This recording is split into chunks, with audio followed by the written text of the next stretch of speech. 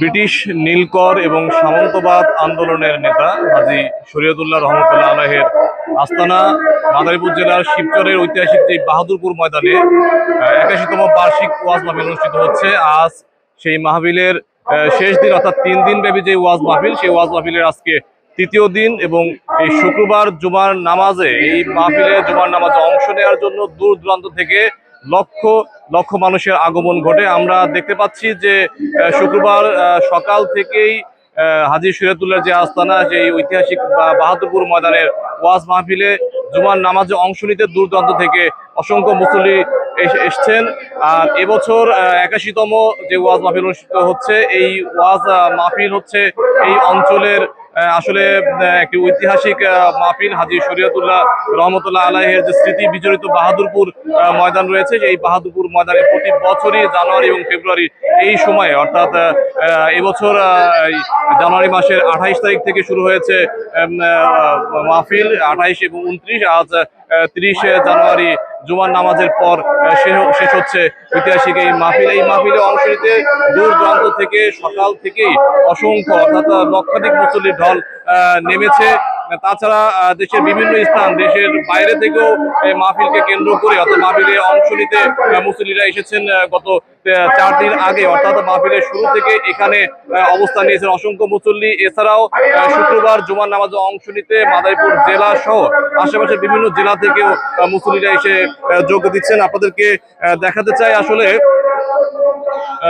বাহাদুরপুর যে ময়দান মাঠ রয়েছে, সেই মাঠটি পুরো কানায় কানায় পরিপূর্ণ রয়েছে মুসল্লিতে। এছাড়াও মাঠের বাইরে, অর্থাৎ পুকুর পাড়, রাস্তা এবং এর বাইরেও যে কয়েক কিলোমিটার এলাকা রয়েছে, সেই কয়েক কিলোমিটার এলাকাতেও অসংখ্য মুসল্লিদের আগমন রয়েছে। জুমার নামাজে অংশ নিতে মুসল্লিরা যে যেখানে পারছে আসলে সেখানেই নামাজে অংশ নেওয়ার জন্য কাতারবদ্ধ হচ্ছেন। সকাল থেকে এই বাহাদুরপুর ময়দানে বার্ষিক ওয়াজ মাহফিলে অংশ নিতে যে শত শত মুসল্লি রয়েছেন, তাদের আগমন ঘটছে। আমরা কথা বলেছি দূর দূরান্ত থেকে আসা একাধিক মুসল্লিদের সাথে, তারা আমাদেরকে যেমনটা জানিয়েছেন, আসলে এই মাহফিলকে কেন্দ্র করে শুক্রবার জুমার নামাজে অংশ নিতে লক্ষাধিক মুসল্লির ঢল নামবে এই বাহাদুরপুর ঐতিহাসিক ময়দানে। এবং আসলে তিল ধারণ করার যে ঠাঁই, সেই ঠাঁই আসলে এখানে পাওয়াটা অনেক কষ্ট হয়ে যায়। এজন্য মুসল্লিরা যে যেখানে পারছেন সেখানে জুমার নামাজে অংশ নেওয়ার জন্য কাতারবদ্ধ হয়ে বসেছেন।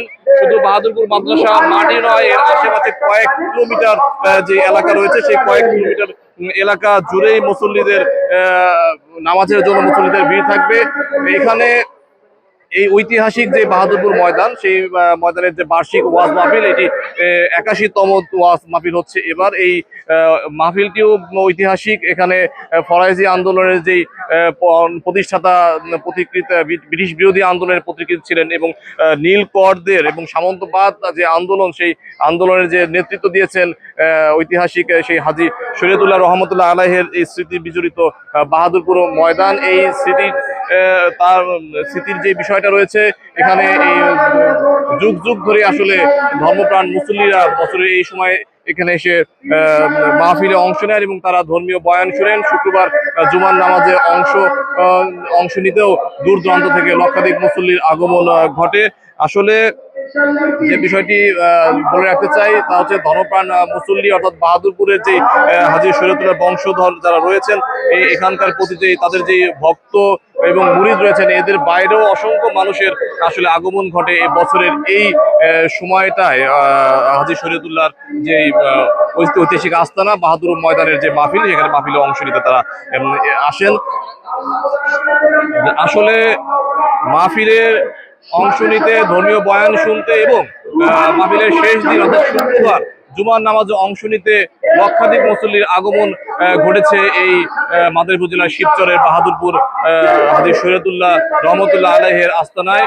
নামাজের পর মোনাজাতের মধ্য দিয়ে 3 দিনের যে আনুষ্ঠানিকতা রয়েছে, সেই আনুষ্ঠানিকতা শেষ হচ্ছে বলে আমরা জানতে পেরেছি। এছাড়াও ধর্মপ্রাণ মুসল্লি যারা রয়েছেন, তারা শনিবার ফজরের নামাজের শেষে যে মোনাজাত, সেই মোনাজাতের মধ্য দিয়ে এই স্থান ত্যাগ করবেন, যতটুকু ত্যাগ করবেন বলে আমরা জানতে পেরেছি। তাছাড়া এই মাহফিলকে কেন্দ্র করে মানুষের যে আগমন, সেই আগমন আসলে ধর্মীয় অনুভূতির একটি অংশ।